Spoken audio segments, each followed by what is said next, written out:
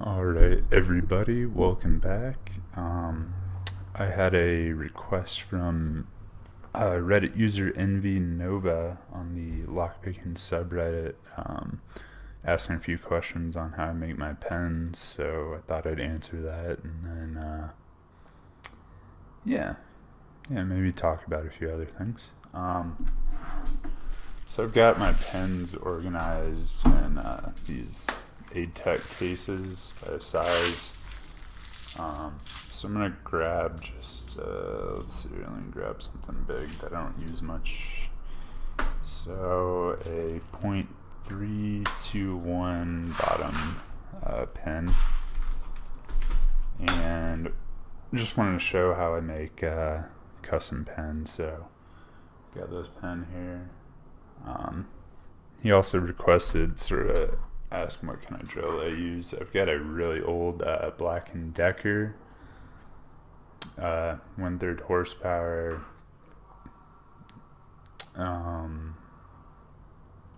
reversible direction variable speed, and the speed's variable by just how much you press the trigger on this thing. So I just throw it upside down in a vise here just to keep it stable, and then get the pen. And this isn't really ideal, but it does work. So if it's bottom pen, I'll put the pen in with the key facing side in. That way I've got more room to work with the top, where it'd be mostly interacting when it's being picked, interacting with the Bible and the core. And I'll leave a bit out there, sticking out.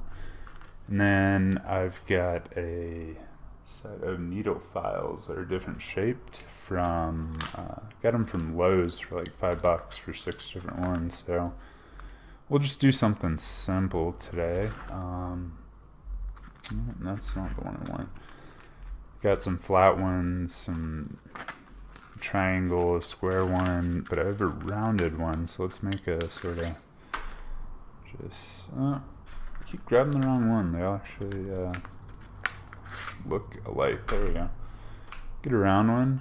This one is going to be a little loud, but I get it up to speed, and then I just put pressure, light pressure on the pen, and move it up and down. I don't push hard on it, but I move the file back and forth across the pen to shape it. You don't really need much pressure. I've noticed if I do put pressure on it a lot, it will fly out. And this is a relatively low speed drill. I'd recommend using a Dremel, but I don't have a Dremel currently, so I'm just going to use this, and it's been working, so why not, you know? Alright, so I'll move the mic away while I'm doing this so it's not ear shattering, hopefully.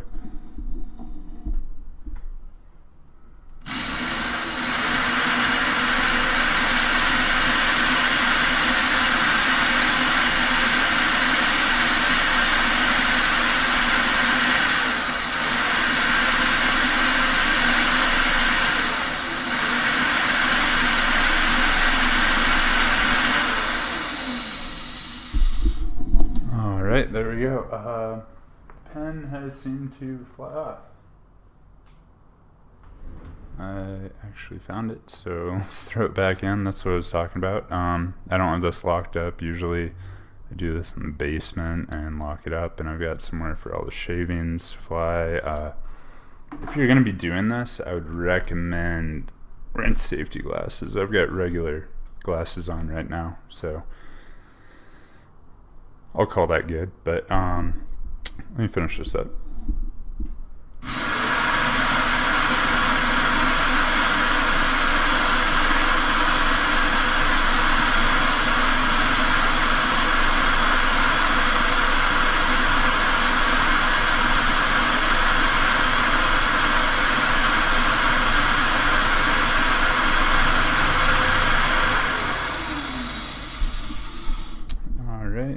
Got a nice little shape going on here. Let's see, can I remove this without using the tool? All right. There we go. So, well, this is not a great example, but let's get this focus. You can see I put some serrations in it and made a, oh man, keep dropping everything. A sort of mushroom at the top there. So this is not something I'd probably use, but it does have some really good serrations on the top. Definitely get a little bit of catching on the core in the Bible, but I just wanted to show how I make my pens.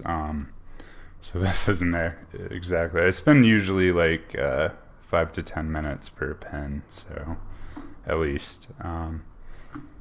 But yeah, so I'm gonna be sending out my Baldwin challenge lock featured in the last video to NV Nova. Yeah, here we go. Here, also going to be sending an American 1100. This wafer lock, that actually should have a key somewhere in here. And then a fairly used Best 6-pin SFIC that I've not been able to pick yet.